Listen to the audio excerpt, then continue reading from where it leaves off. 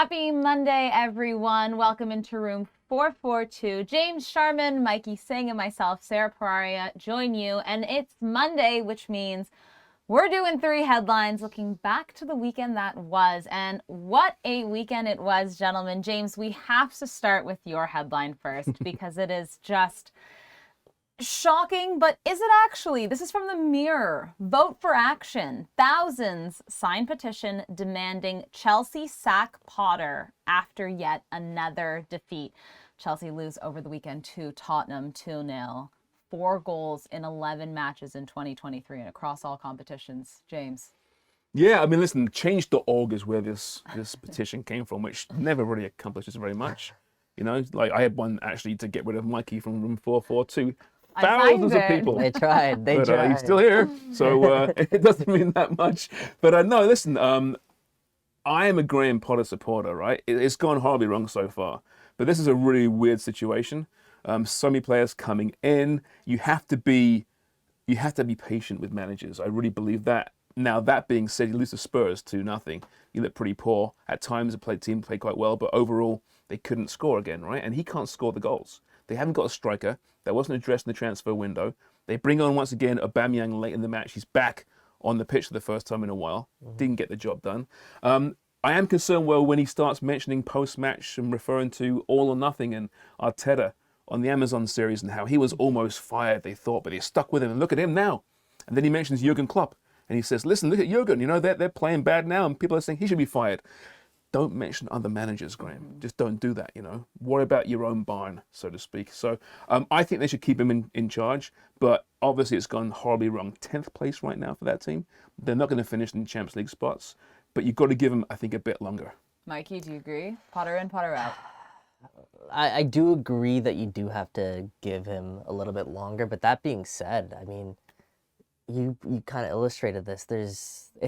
They're in shambles right now. They're so bad right now. At first we're like, okay, maybe it's the injuries.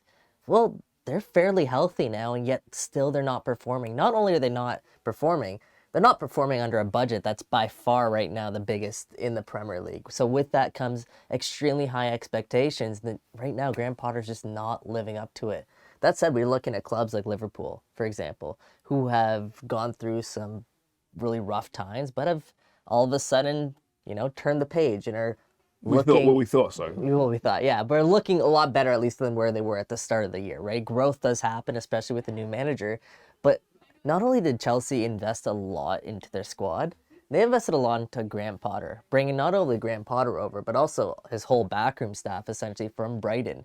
And while things started off really well, they've plateaued, and yeah, I do think he has until the end of the season at least, but if he doesn't show signs of life, for sure, for sure. But listen, the last 6 games, 83 shots. One goal. Yeah. That's not his fault. Yeah. Right? They're getting the shots, they're getting the position. If you watch Chelsea play, both in Europe and domestic, they look pretty good at times. So is it just finishing that's the issue, or is it chance creation, I think it's finishing. Because we can look at the shots, but are they getting quality shots? You're right. I mean, it's a very broad stat, right? You can go a lot more deeper. But they're getting chances. And you know, think about that, 83 shots, 1 goal, 6 goals in 2023 or whatever it is. I mean, that's just not good enough. That's not his fault, right? They didn't address what that team needed in the transfer window, and that was a true number 9. I think also we have to look at the transfer window that was for Chelsea and the amount of players they brought in. I mean, this team is just getting to know each other still. So it could be an issue of 31 in that squad right now, I think. Yeah. How do you deal with that? Exactly. So we will keep our eyes on Potter, but it's not looking good for him. But there is one person that it's looking good for right now in Lionel Messi. This is my headline from the weekend from Talk Sport. Lionel Messi reaches his 700th club career goal in more than 140 fewer matches than Cristiano Ronaldo, as stewards use riot shields to protect celebrating PSG players. So over the weekend, PSG took on Marseille in Le Classique and won convincingly, with Lionel Messi adding 1 to his 699. Gentlemen, what a time to be Lionel Messi. Can we just say something, please? Well, Sarah's been away on vacation, right, for a couple of weeks, and you were sick for a bit there as well, right? And the first day back, and straight away, Leo Messi. I mean, I knew they weren't going to be covering it, so I had to. I mean, this is really, though, it's breaking. It's quite, I mean, him and Ronaldo are really the only two. And I think just on top of the year he's had, also it's been leaked that he's winning the FIFA Best. Yeah, later on Monday night, it'll be announced. Yeah. So it's, I mean, did we even question that it wasn't going to be him? Marcus Rashford, guys, come on. No. All seriously, I'm though, leaving. like, what is there left to say about Lionel Messi? We've said it all. I've got one thing to say about him. Inter Miami. Inter Miami coming soon. James Sharman said it first. Not first. Yeah, probably not first. I've said it a couple times. But Lionel Messi, like it's the magnitude of goals also that he's still scoring. Like look back a week against Lille in such an important match for PSG. He comes on, what is it, 95th minute? He scores a free kick to win the game. Like it's absurd, and I have no words to describe Lionel Messi at this point. It's just unbelievable. The game itself, though, too, I watched it actually, and he assisted Mbappe with a beautiful chip as well. Like he's just. Is he PSG's most important player? Yeah, of course.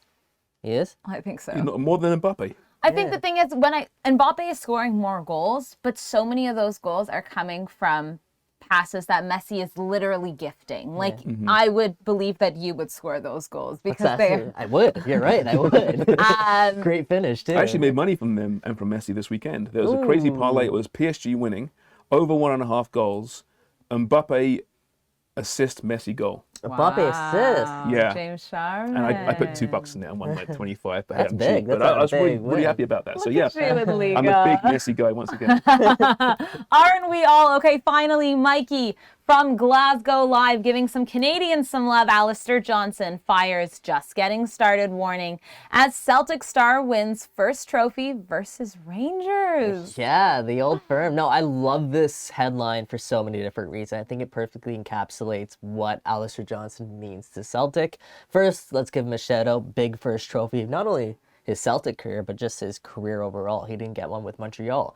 Now, great that he's off to such a great start. I think he started 10 games for Celtic, all in the league and the cups, and he's gone the 90 minutes in each one of those games. The way he's performing is unbelievable. But what I really love about this headline is that we've talked about this. He perfectly encompasses what a Celtic player is. Like, it's such the perfect fit for Allistair Johnston, and the way that he, says it's just the first of many and there's more to come, just the beginning. That's what Celtic fans love about Allistair Johnston. He understands the fight. He's in the fight, and he's doing so on a weekly basis right now for the Celtic team. And, hey, I could see this guy. I know I want him to go to a bigger club. I could see this guy becing like a Legend the captain, future legend. Why not say it? I could see it, man. Well, you see his celebration though after the first goal. He runs over to the corner flag with it all, and he's like, "Yeah!" to the fans, right? And you just know that the Scottish faithful there, the old firm, the boys faithful, just love that passion, right? So yeah, it's great for him, great for Canada as well. He's getting a lot of love. He's getting a lot of love.